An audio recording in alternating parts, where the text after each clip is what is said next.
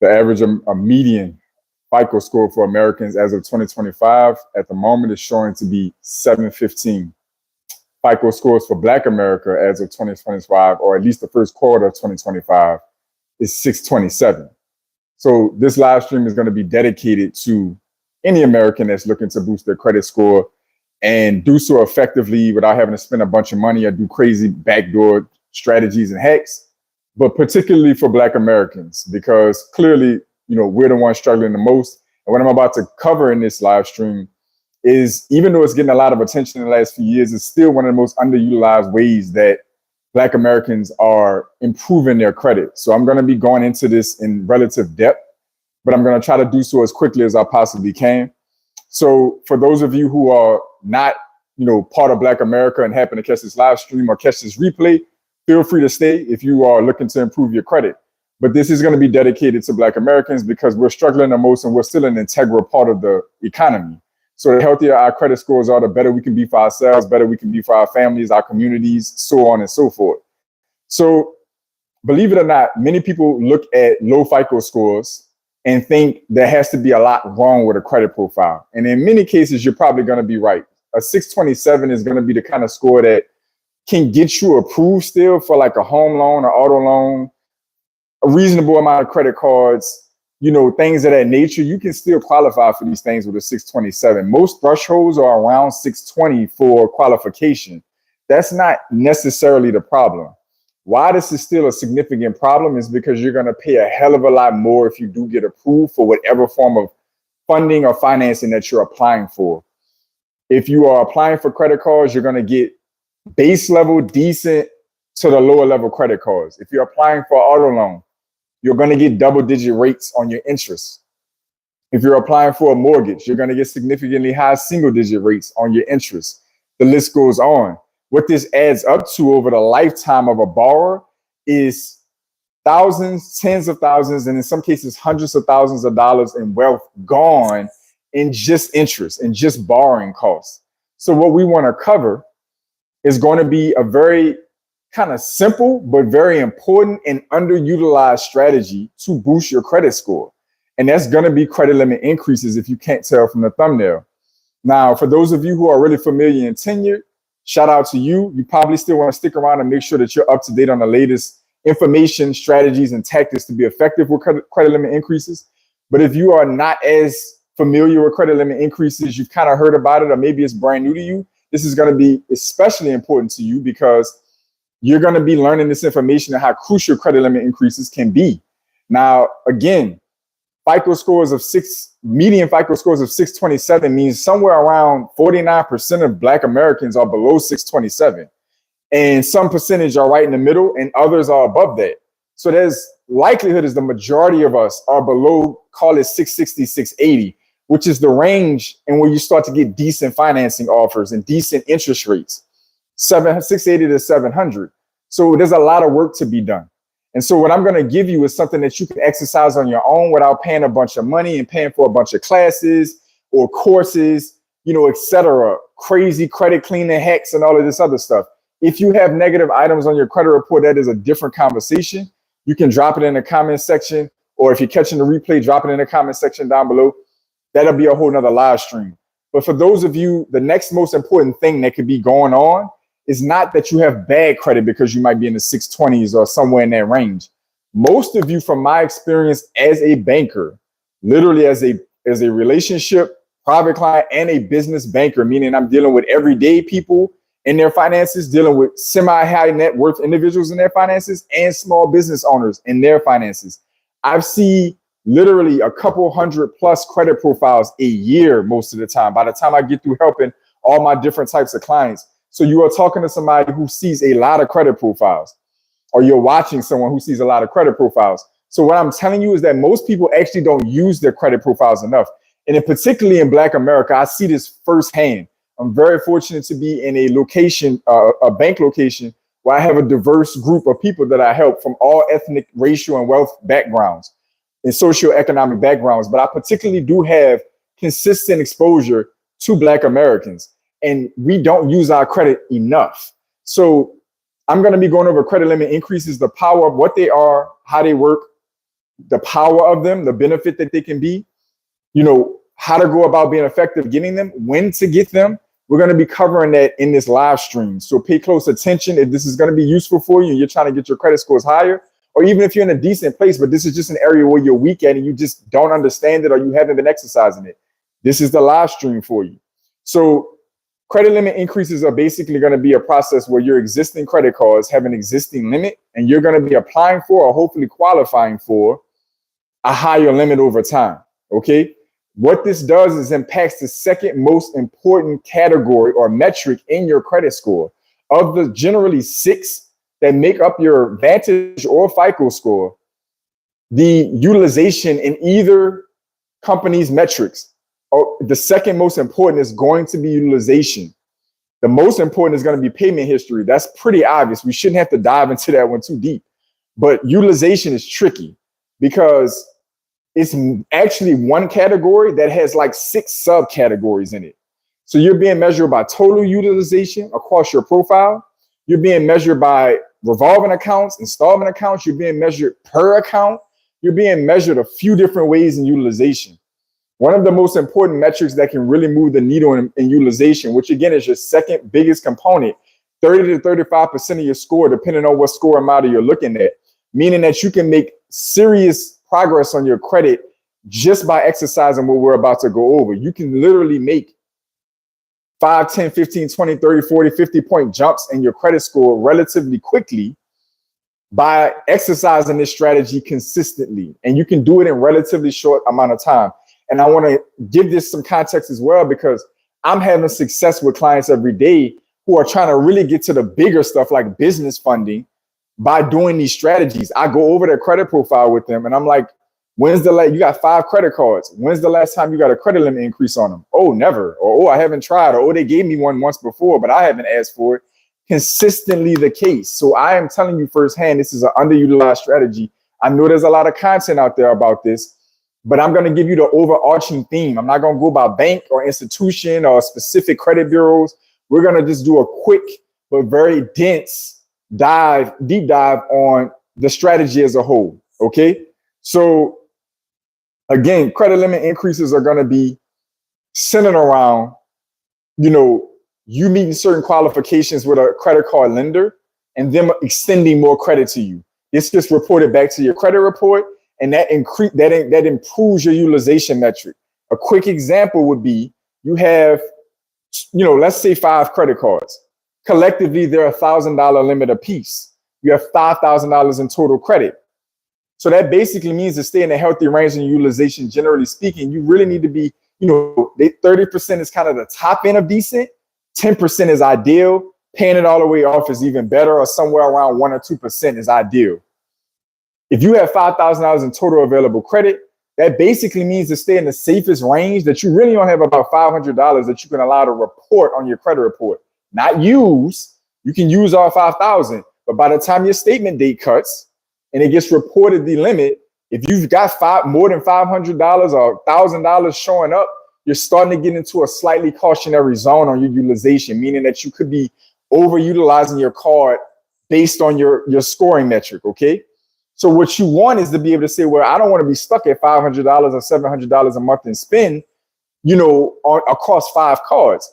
So you strategically get the limits improved. So let's take this same scenario of 5 cards and you do the work and you get each of those cards up to $5,000 a piece. You got $25,000 now. You just went from being boxed in at $500 in spending capacity and revolving balance to $2,500 in spending in spending power and revolving balance that can afford to report without you being damaged. Okay, what that basically does is gives you a hell of a lot more breathing room to stay in the same safe, low risk range as the original scenario I gave you, with a lot more space. So that if you have an emergency or an opportunity, instead of being boxed in at $500, in the example I just gave now you have $2,500 you can spend. It's a huge difference. That's the difference between, utility bills in today's world and a car breaking down. You see what I mean? So very, very important stuff we're about to cover here. Number one, what do credit card lenders typically look for when you apply for a credit limit increase? They're going to gauge and ask you about income, employment, housing expense, assets, debt, reason for increase, credit score, payment history. Generally speaking, we're going to go into a few other metrics that's not on here that also are looked at when you're applying, but we're going to just go off of the general stuff that we see. I'm going to break each one of these down really quickly, one by one.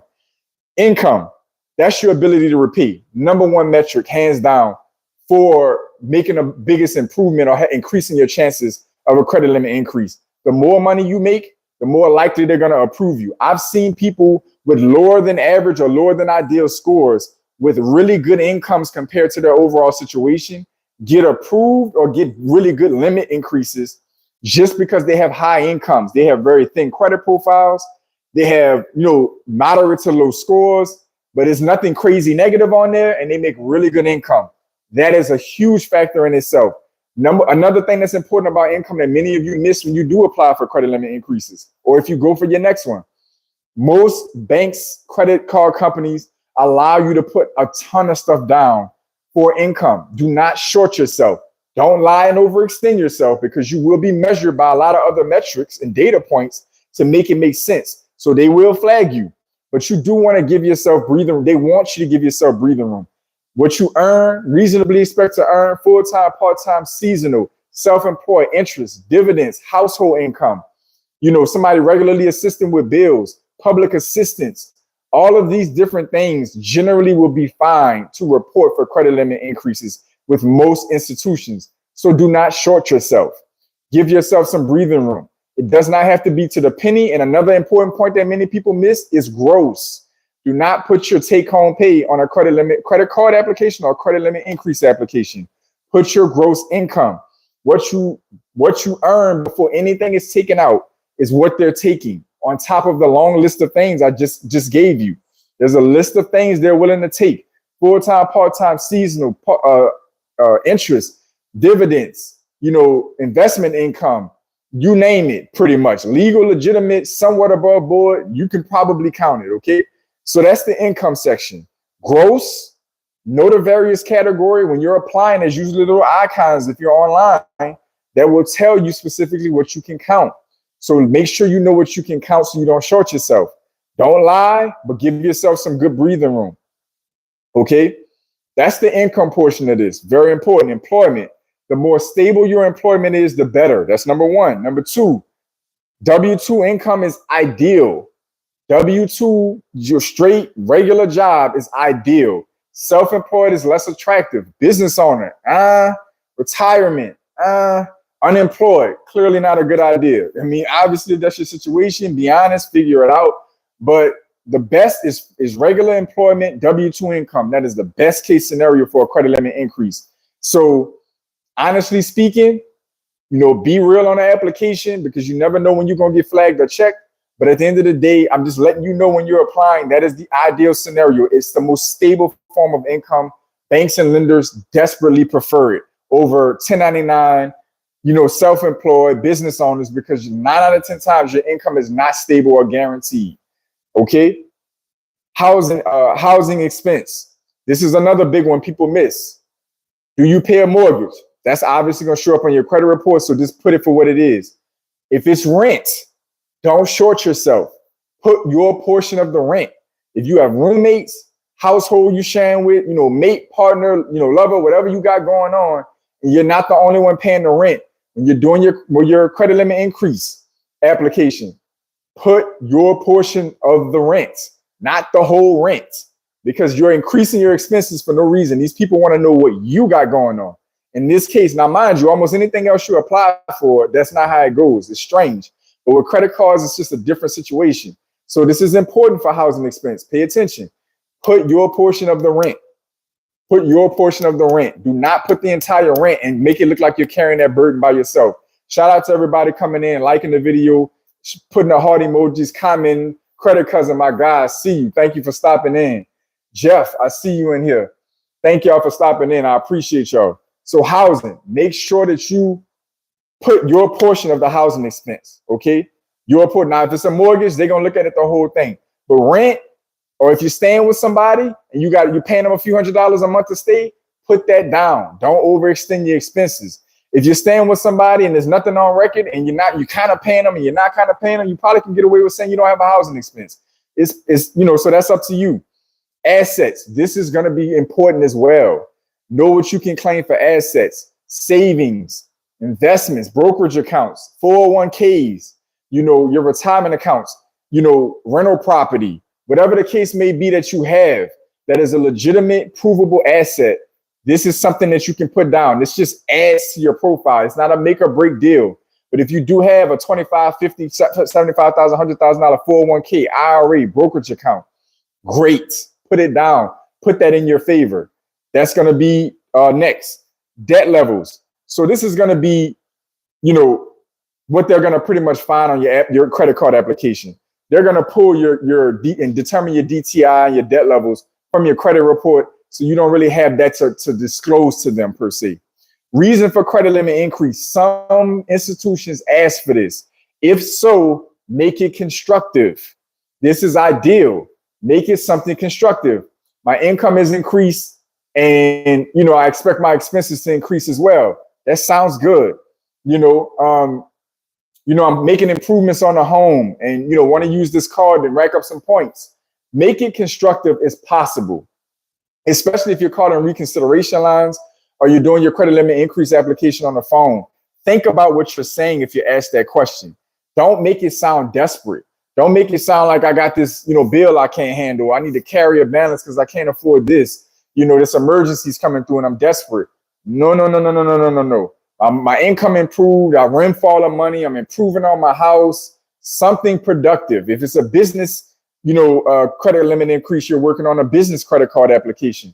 The business is doing well. We're expanding. We need more equipment. We're growing. We need this. We need that. You want it to be productive because these people still want to know it's going to go out to something effective, but they're going to get their money back. Shout out to my guy, Credit Cousin, dropping some gems in the comment section. Y'all pay attention down there because it's another a whiz and a great resource for those of you who are live right now on banking and credit limit increases. Shout out to the Credit Cousin. He has his own YouTube channel as well, y'all. So y'all tune into him as well. But I want to make sure y'all understand that when you're asked the reason, pay attention to what you're doing for the reason. All right. Credit score, they're going to pull that on their own, but you do want to make sure you're in the best position possible. All right. You do want to make sure you're in the best position possible. The higher the credit score, the better. The lower the inquiries, the better. Recent inquiries, the better. What's recent? Honestly, anything within 3 to 6 months and anything over like 2 in the last 3 months to 6 months is considered kind of hot. That's pushing it. All right. You want to keep your inquiries as low as possible going into this process because you don't want to look desperate. Again, I just said for the reason for the increase, you do not want to look desperate in this process. You want to look stable, calm, situated. And this is a growth opportunity. That's what you want to present this as and paint this as. Payment history, as pristine as possible is ideal. That is one that is difficult to get over, especially if it's recent. If it's older than 2 or 3 years, you might be all right and get away with a little something if your income is great and everything else from that point is great. But payment history is really important. So be as polished in that arena as possible. So it's a couple of things that they didn't talk about that are very important for credit limit increases. Relationship. That is, as I always say, the foundation and backbone of this entire channel and my expertise in the finance space is helping you to use a myriad of tools and resources and how to paint a picture and develop relationships with mainstream financial institutions. I am all about that. So relationship with your bank or the credit card lender is essential. Most credit card companies will have other services and products they offer. And they'll be either full-scale brick and mortar institutions or they're going to be full-scale online institutions, meaning they're going to offer deposit accounts, credit products, lending products, cash flow management tools. You want to use as many of their products that make sense for you as you possibly can. If it is a brick and mortar or online institution and they offer checking and savings, phenomenal opportunity to go in with that first, get some activity there, and then go for the credit card or the credit limit increase. When you show deposit activity, you're likely showing inflows and outflows. Direct deposits are great. Keeping good cash flow management in that account, good 60 to 90 days of good usage, and then go for your credit limit increase. You'll have much better odds. If you started off with just a credit card with a particular institution and you have the opportunity to add on a checking account or at least a savings account and sit some cash in there and then go back for your credit limit increase, your results will be significantly improved. I guarantee you. I have done it multiple times. If you pay attention to the thumbnail, I stuck an actual live screenshot of my recent credit limit increase with Navy Federal. Long, extensive relationship, relatively long, goes back to 2019, but I've used the hell out of Navy Federal's products and services and paid everything back, multiple checking accounts, families got accounts there, like literally using the hell out of Navy Federal effectively. Good money's flowed through there, borrowed and paid off, etc. Establish relationships with these credit card companies. Get at least a checking account, a couple $100 locked into a savings account or a CD. Do something else productive with them other than borrow from them. And I assure you it will show up in the way they treat you with your credit limit increases. Next thing they didn't talk about is your spend and your usage on the card. Very, very, very important. Make sure you're spending consistently and you're using the card consistently, and ideally spending in the categories. Spending in the categories the card is tailored to. Meaning, if it is a cashback card and the category is groceries and gas, funnel into that category. If there's specials on certain stores or business collaborations, meaning that they're giving you certain rewards points to certain companies, Amazon, Target, whatever, try to use that. These little data points add up, because if there's a relationship there and they're marketing it to you, that means there's something in it for them. So when you use these, you're getting great cashback, perks, and rewards. But on the flip side, they're probably getting some kind of kickback as well. So if you're profitable to them, what I just showed you on the rest of these reasons are largely low risk behavior. Very important, right? You want to be two things to all financial institutions: low risk and profitable. I just went over a bunch of stuff to make you low risk. Everything I went over bullet point wise, from all the way from income in the beginning all the way down to the relationship that I just talked about, is all low risk behavior. What I'm talking about with usage and frequency and where you're spending is profitability. It is not just this is no longer about low risk in this particular means. Now we're talking about being profitable. Using the card consistently is getting these credit card companies interchange fees. Using it where they're promoting you to use it at, it's probably getting them additional kickback. You want to be profitable intentionally with these companies. So use the card frequently, pay it off frequently, and use it in the categories they're incentivizing you to use it in. Use as many of the benefits as you can. American Express recently offered me a specific car rental coverage promotion that they had, where like you pay, I want to say $20 a year or something to that effect. And they cover, they're the first line in coverage on auto rental cars whenever you rent a car. Those of you who have rented a car know that the auto rental company's insurance is expensive as hell.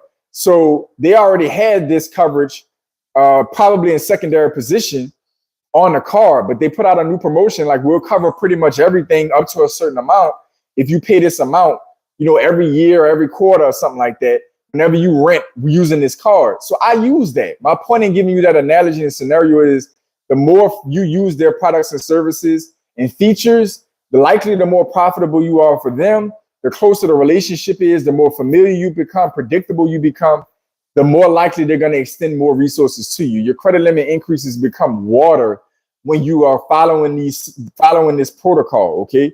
So use the card frequently, pay attention to where they're promoting for you to use the card, because 9 out of 10 times there's some incentive for them, and it's likely beneficial for you. When you go for that credit limit increase, they'll be glad to give you more. So to go into the next phase of this, I want to talk about a couple of last things real quick. So credit limit increases will help you improve your credit card utilization ratio, increase your purchasing power and flexibility, potential for more rewards because you have more spending capacity, simplify financial management. 9 out of 10 times higher limits allows you to funnel in more purchases on one card or a couple cards and itemize and budget better. Potential for better loan terms. Lenders often view history of responsible uses of high credit limits positively, which can improve your credit score and potentially lead to better interest rates and terms on future loan applications, including personal loans, mortgages, and auto loans. I talked about this organically at the beginning of the live stream.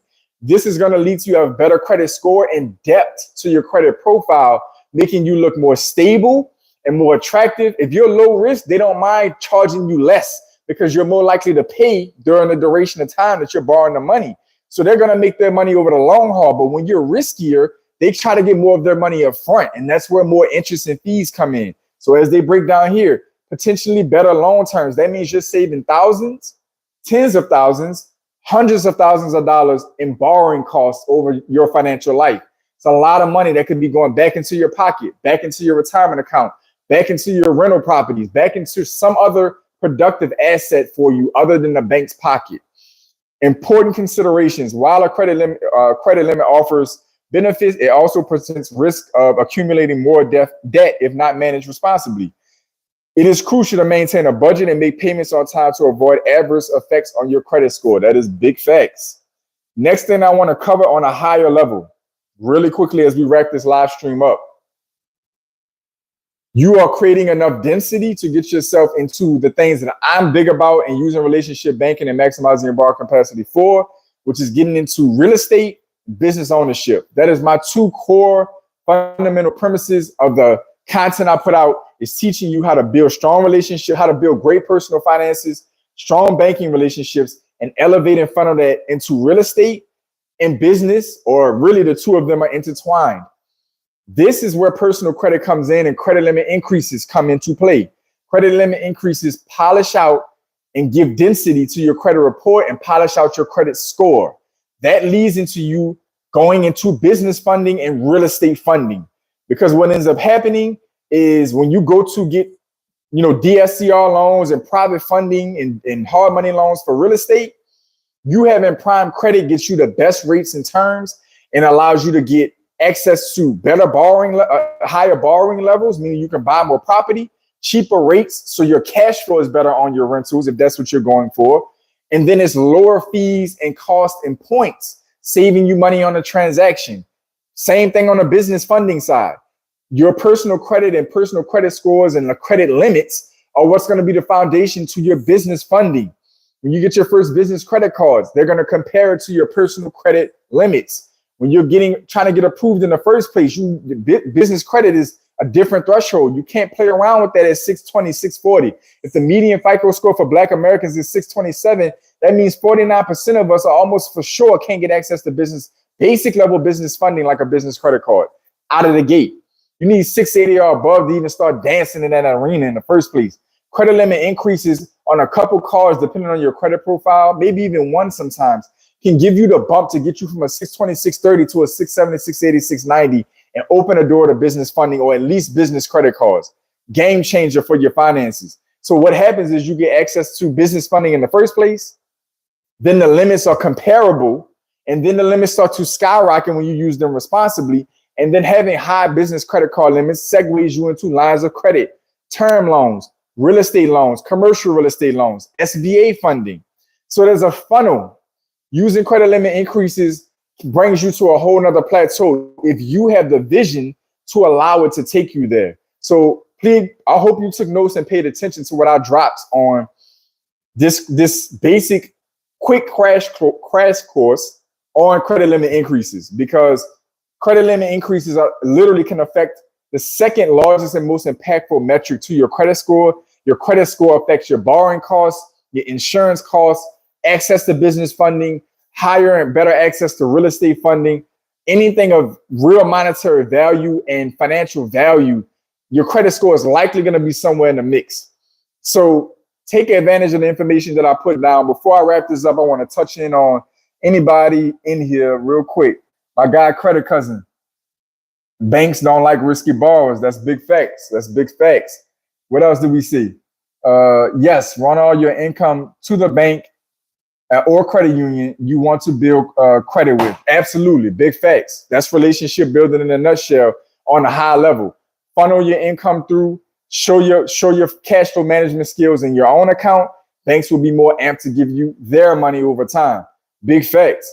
Anybody else in that I see? I just want to make sure I didn't miss slave to the borrower. I don't know what that means, Jeff, but shout out to you, my guy. All right, I don't see anybody else in here familiar at the moment. So I'm going to close this out, but I hope y'all catch the replay. Comment down below if you are catching the replay, or if you caught the live stream and want to comment down below. Look, tying with me on Instagram, that's going to be in the description. And then also opportunities to work with me one-to-one are going to be in the description below as well. Other than that, I want you to leave your comments, thoughts, questions, concerns, feedback, experiences down below. I recently got an automatic maximum credit limit increase from Navy Federal just the other day. I hadn't done it in well over my 6-month mark, and I realized it was time. Went from 32,000 to 40,000 on the flagship instantly on that card. Phenomenal, because again, when I go back for any other cards, when I'm going for other limits, once that shows, go for more business funding, which I've already achieved over six figures in the last 1.5 years, 2 years. That just adds to the pot.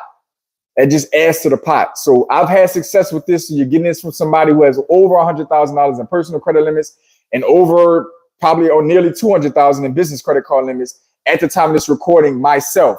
It's not including the dozens of business clients a year that I'm helping to do this on a regular basis, looking through their specific credit profiles and literally walking them through getting credit limit increases and polishing it up to get into the business credit funding space. So comment down below with the questions, thoughts, concerns, feedback, additional learnings, and insights like my guy, Credit Cousin, and some of my other loyal and dedicated pioneers on the channel. Let me know. But anybody new or, again, any existing pioneers or viewers, get in the description section and let me know what you got going on, where you're sitting at, if you got any questions, comments, or feedback. Other than that, I'm going to wrap this up and close it out. I appreciate everybody for tuning into the live stream and everybody that catches the replay. I want each and every one of you to stay focused, stay in motion. I'll see y'all soon.